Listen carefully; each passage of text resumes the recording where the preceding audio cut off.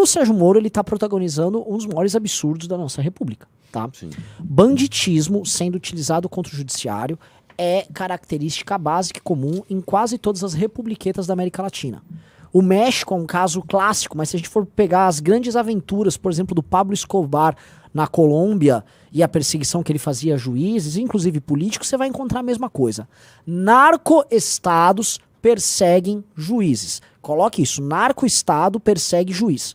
E o PCC e o próprio Comando Vermelho, para conseguir dar um salto não apenas quantitativo, aumentando as áreas que eles controlam, mas um salto qualitativo, se tornando outra espécie de entidade que não apenas comercializa e controla áreas pobres, mas que começa a interferir através do terror na estrutura de justiça de um país, o PCC estava dando este salto qualitativo agora, tá? O fato é, havia uma operação que estava sendo montada para agora, supostamente em decorrência de posições que o Moro teve ao longo de seu mandato como ministro, né, da sua gestão como ministro da Justiça, questão de aquela questão de sexo lá, como é que chama, esqueci o nome, quando o cara, visita íntima, questões de visita íntima lá dentro da cadeia. Obviamente não é isso, tá? É muito estranha essa história porque o Moro não é ministro mais e o Moro não exerce, vamos dizer, nenhum papel de poder que interfira diretamente hoje nessas quadrilhas, tá? Acontece essa operação, a operação da Polícia Federal, um dia após o Lula falar que gostaria de ferrar, né? Estou aqui fazendo, vamos dizer, um eufemismo, né? Um ferrar com o Moro, foi palavra do Lula, e que esse era o objetivo que ele tanto sonhava, né? Parecia ser uma ideia fixa do Lula e que acompanha hoje, a gente já vai fazer 100 dias de governo Lula, e é um governo que não entregou absolutamente nada. Se a ideia fixa do Lula era ferrar o Moro, tá? E não governar, ele estava entregando isso, porque aparentemente não há governo nenhum e aparentemente havia uma operação do PCC para pegar o Moro. Essa operação tem alguma relação com o governo Lula? E olha só, ontem, né, a gente estava criticando o Elias Jabbour porque ele queria construir toda uma teoria conspiratória em que ele juntava elementos e esses elementos não possuem conexão alguma entre si, mas para quem é desavisado cai, né? No caso do Lula, o fato dele ter falado isso e ter uma operação do PCC, que é um grupo de banditismo, que, enfim, já deu declarações favoráveis ao PT, nomes do PCC já fizeram isso. Houve operações do PCC famosas no estado de São Paulo antes das eleições de 2006, em que o Alckmin era governo do estado de São Paulo e concorreu com o Lula. Nossa, meti agora um Eminem bem rápido. Houve aquela declaração do Marcos Valério envolvendo o PCC e PT, né? A histórica atuação do Partido dos Trabalhadores em leis, em combate a qualquer lei que aumente, vamos dizer assim, penalizações para bandidos e altere, por exemplo, o nosso Código de Processo Penal, tá? O que beneficia diretamente quadrilhas como o próprio PCC. E há essa vontade, assim, imparável de vingança de um cara que ficou 500 dias dentro da cadeia e que parece que vive só ao redor disso. Tanto que se casou com a mulher que fazia as visitas íntimas para ele, tá colocando no STF o advogado que o defendeu durante esse processo, anda com elementos que estavam ligados a todo aquele universo muito restrito, tá? Então, o que nós temos é um cara que tá com a cabeça dentro da cadeia e o seu grande inimigo era o Moro. É muito grave o que aconteceu, tá? Porque inauguramos uma nova fase na política banditista brasileira, que é a fase dos narco-estados, tá? A partir do momento que essas quadrilhas começam a atuar contra agentes do Estado, especialmente senadores, que é o caso do Moro, mas ele foi ministro, gente que trabalhou dentro do judiciário, você começa a usar o terror de um grupo armado que controla áreas do território, que trabalha com drogas, para cima do judiciário, para poder se proteger, para poder atacar. Então, assim, é extremamente grave, tá? Isso aqui é muito grave. Eu falei no vídeo uma coisa que, enfim, para eu arrematar minha parte e passar para vocês, uma coisa que a gente tem que ter na cabeça, que é sempre o seguinte: não dá pra gente ser leviano fazer um link direto aqui, ó, e isso, o Lula tá envolvido, como muita gente tá fazendo na internet, tá? Mas, vamos lá, ausência de evidência não significa evidência de ausência. Ou seja, a ausência de uma evidência, de um link entre essas coisas, não quer dizer que não deva ser investigado e tratado com gravidade a estranha relação de proximidade entre a maior das facções criminosas brasileiras, que é o PT, e o primeiro comando da capital. Aliás, isso aqui é um ótimo corte, tá? Então fiquem de olho nisso, tá? Fiquem de olho nisso, porque tem coisas, para citar aqui o criminoso que foi pego lá naquela conversa, coisas cabulosas acontecendo em território nacional. Senhor Beraldo, o que você tem a dizer sobre isso? Renan, eu acho que é óbvio que não tem uma conexão direta entre o Lula ter dado aquela declaração ontem, enquanto eu dava entrevista para um site de esquerda, se referindo ao Moro da forma mais inapropriada possível, sobretudo para um presidente da República. Inapropriado porque usou uma expressão absolutamente chula que não cabe a um presidente da República, sobretudo quando se refere publicamente a um senador da República. Há ali uma institucionalidade que deve ser preservada apesar de opiniões pessoais. O problema é que quando ele fala dessa forma, ele coloca a terceira passagem dele pela presidência nesses termos, o termo da vingança, o termo do rancor, ele vai criando um ambiente nas forças que apoiam esse governo que não tem absolutamente nada a ver com aquela proposta de pacificação do país. A imprensa comprou essa pauta de que o Bolsonaro representava a barbárie, era o genocida, era o cara das armas, do bolsonarista que matava o petista e tal. E aí o que a gente vê agora, a menos de 100 dias do início do novo governo, a gente tem um presidente da República incitando a violência contra um senador, a gente tem o ministro da Justiça entrando risonho e faceiro dentro de uma área controlada pelo tráfico, que a gente sabe que não é qualquer um que entra.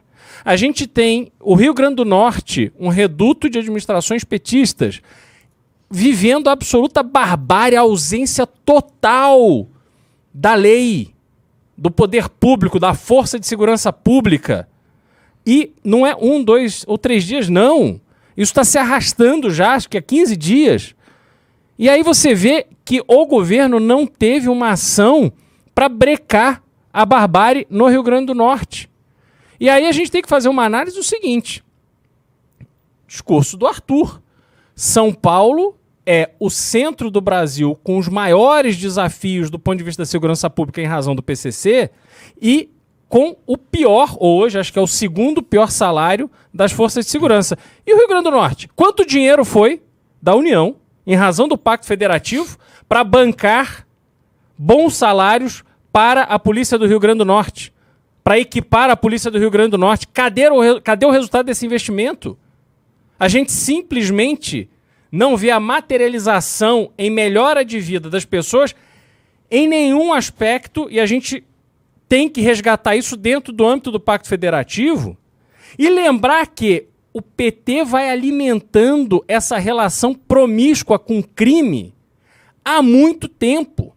Hoje eu e o Guto Zacarias tivemos uma reunião importante com o comando da Polícia Civil.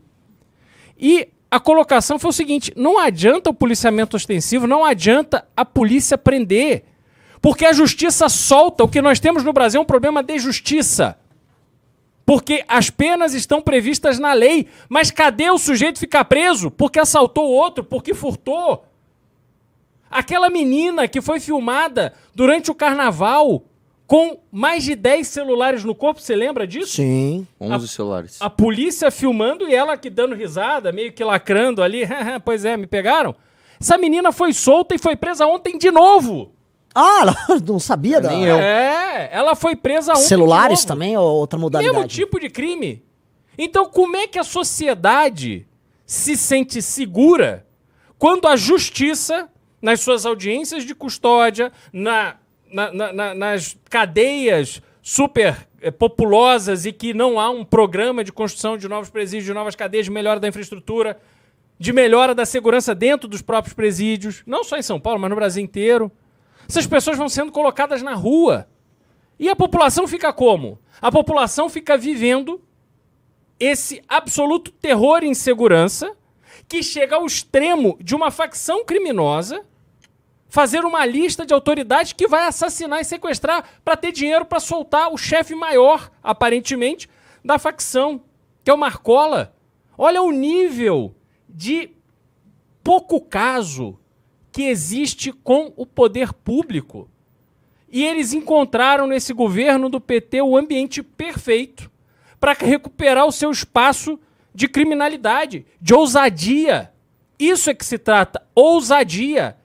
Agora está um vento favorável para a criminalidade, porque eles sabem que o PT milita a favor deles quando combate aplicação de pena para valer, vagabundo na cadeia. O Lula fica passando a mão no sujeito, nessa menina. Essa menina é uma pobre coitada vítima da sociedade, segundo o Lula. O Lula defendia roubo de celular. O Ruba tem Exatamente. vídeo. Produção, pega aí o vídeo pra depois de reagir. Exatamente. Aí você junta Lula defendendo o cara que rouba celular, André Sanches defendendo quem rouba relógio, aquela maluca que foi Tiburi dizendo que entende a lógica do assalto. Essa é a mentalidade da esquerda brasileira. Como é que a gente vai ver a nossa segurança pública avançar? Como é que a gente vai ver um ex-juiz que não só pôs corrupto na cadeia, mas também fez, junto com o Dória, que na época que começou o governo, tanto Bolsonaro quanto o Dória em 2019, pegou os líderes de facção e espalhou essa turma pelo Brasil afora. É isso, é a vingança. E agora está no momento de tanto o presidente da República quanto as quadrilhas, os comandos das quadrilhas, praticarem a sua vingança. Olha só que país lindo que a gente conseguiu construir com esses vagabundos no poder. Uma coisa que eu sempre ouço dizer quando se fala de crime organizado, né, é que o crime organizado é muito poderoso. Às vezes o poder público não consegue, tenta ali, mas não consegue, e não é verdade. Eu vou dar um exemplo do que aconteceu aqui no estado de São Paulo, tá? E para você ver que quando há vontade, há repressão. Ponto final. No início dos anos 2000, bem ali no início, 2000, 2001, o nosso país, o nosso estado aqui de São Paulo, que tinha uma modalidade muito pouco praticada de crime, que era o do sequestro, né? De repente teve um boom. O que aconteceu? No final dos anos 90, basicamente, houve um rearranjo de presídios e muitos presos estrangeiros, principalmente da Bolívia e do Paraguai, que eram especializados em sequestro, foram colocados juntos com presos de menor potencial, né, ofensivo. Então, às vezes o cara, sei lá, roubava na época nem era celular, sei lá, roubava alguma coisinha, punha o cara na mesma cela que o sequestrador. O que começou a acontecer, portanto, no final do ano 2000, 2001 e 2002? Você teve um aumento absurdo dos crimes de sequestro aqui em São Paulo. Um caso bem emblemático, e todo mundo lembra, foi o do sequestro da filha do Silvio Santos. Todo mundo lembra desse sequestro. Nessa época, para você ter uma ideia, São Paulo chegou a ter uma taxa de sequestros de 240 sequestros por ano. Cara, 240 sequestros por ano é basicamente um sequestro por dia. É quase um sequestro por dia. Tipo assim, se hoje você não teve nenhum sequestro, amanhã vai ter com certeza, né? E aí, isso aqui se tornou um caos. As pessoas falam, cara, como é que você faz? Porque assim, sequestro é um crime absolutamente terrível. Né? Você sequestra uma pessoa, você fica na mão dos bandidos, tem uma certa organização, eles fazem a tal da gincana, né? Só uma curiosidade em relação ao sequestro, todo mundo fala, por que você não põe ali alguém para seguir o dinheiro? Porque se faz gincana, né? Então o cara pega ali, eu quero tantos mil, vai pra ponte tal, beleza, você tá na ponte tal? Tô, tá passando uma Saveiro vermelha, joga o dinheiro na caçamba dele, pum, aí joga, o cara faz uma conversão proibida, outro cara de moto pega tal, quando você vai ver, já era. É muito difícil de você seguir o dinheiro. Enfim, o sequestro se tornou absolutamente praticado aqui no Brasil.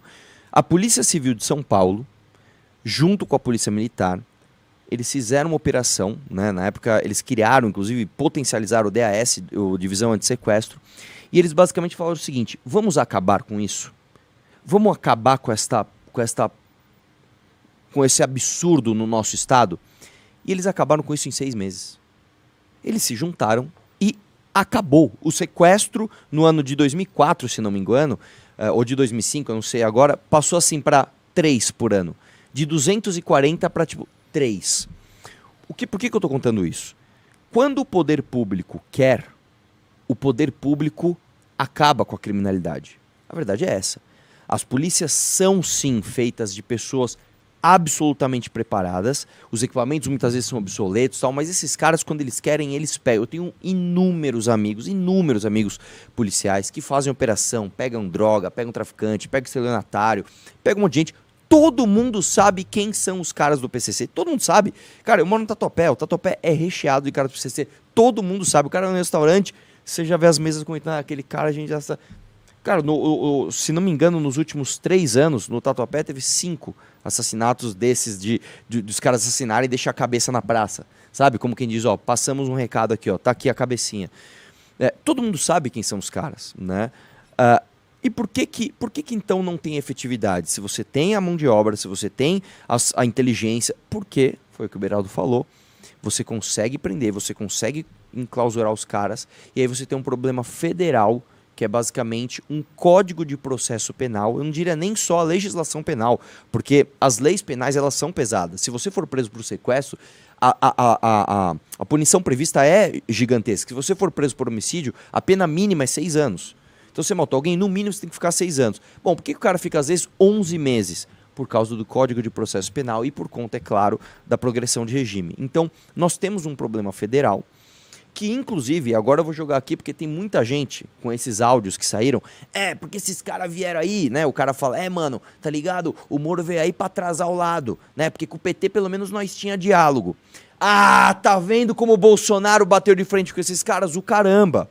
O Moro, e com todas as críticas que eu tenho ao Moro, ele fez um pacote anticrime que de fato ferrava com a vida não só desses caras, mas inclusive também do colarinho branco. E o que aconteceu com o pacote anticrime do Moro? Como o governo não tinha interesse em avançar com esse pacote, o governo apresentou, falou, Moro, muito bom seu pacote aí. Bandido tem que fuder, acabou, porra! Toma o pacote aí. Câmara, faz aí o que tem que fazer. Os caras enxugaram tudo aquilo, transformaram isso em limitação de delação premiada, juiz de garantias, o Bolsonaro olhou para os lados, ninguém estava olhando, assinou, Carla Zambelli passou pano, Nicolas estava lá falando que o bandido estava com medo agora do Bolsonaro e nós não fizemos nada. Nós tivemos uma janela histórica de 4 anos de um governo que se dizia de direita, com um ministro da Justiça que chegou a apresentar o pacote que resolvia o problema em âmbito federal, tá? Que não tem nada a ver com capacidade de polícia, isso é outra coisa que, por mais que a gente esteja patinando, resolve o problema. O gargalo tá aqui na esfera federal. Nós tivemos a chance. É tipo assim, a bala tava na agulha, a arma tava mirada pro alvo, aí pá, bateu e ninguém viu. E é isso. A gente perdeu. E hoje aí um mês depois Lula foi solto também. E Lula foi solto um mês depois. E virou presidente. Então acabou. A gente teve a chance histórica. E a gente preferiu, em vez de resolver esse problema, dar uma mamadinha no Auxílio Brasil, né? Mas de quando é de fé, pô, caminhoneiro ali, 2 pau por mês, tá legal, taxista 1.000, porra, o cara é mito, irmão. Motociata? Claro que eu vou. É isso, nós preferimos isso, nós preferimos ficar financiando ali a Jovem Pan, o Brasil Paralelo, para falar que o problema era a estratégia das tesouras, enquanto o Sérgio Moro via o seu pacote anticrime derreter. E aí sai um áudio onde o cara... nós tinha diálogo com o PT. E a galera ainda fala, porque com o mito é que era bom. Não era bom, irmão. Não era bom. Com o mito, a criminalidade continuava dessa forma. Tanto que tá aí, de volta. Planejando matar o cara, bicho. Muito obrigado por ter assistido até o fim. Já se inscreve aqui no nosso canal. Deixa aquele like. Mas deixa eu fazer um pedido. Assista também esse podcast no formato de podcast. mbl.org.br/podcast. Aí você vai lá parar no Spotify, você vai na Apple, você vai no Deezer, onde você preferir. Eu adoro ouvir meus podcasts enquanto faço academia. E você? Faça a mesma coisa. É muito bom também ouvir. E vou falar, a produção tá, ó, chique.